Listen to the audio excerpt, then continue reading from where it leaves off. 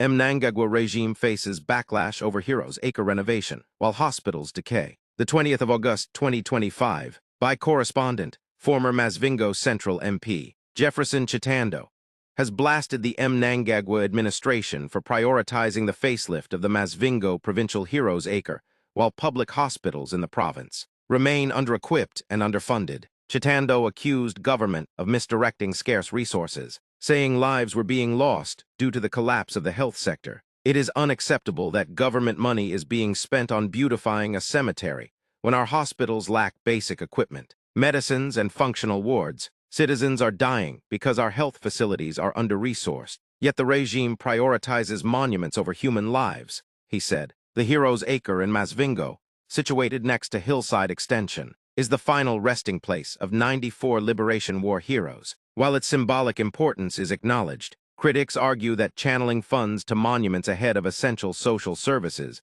reflects misplaced priorities. National Museums and Monuments of Zimbabwe, NMMZ, Regional Director Lovemore Mandema, defended the renovations, saying the facelift was designed to enhance the site's dignity. Security and tourism appeal. The government has approved the final plans for the facelift of Masvingo Provincial Heroes Acre, and we expect work to start soon. The project will include perimeter fencing, waterborne ablution facilities, and a shed to accommodate crowds during Heroes' Day commemorations, he said. Mandema praised the Second Republic for honoring Liberation War heroes through upgrades of provincial shrines across the country. He highlighted that the initiative also covers Kamangoma Farm, the site of a 1978 massacre of 104 villagers and one freedom fighter by Rhodesian forces, which has now been declared a national monument. Despite these efforts, Chitando and other critics insist that government's focus on heritage projects exposes a leadership detached from citizens' daily struggles. With hospitals across Masvingo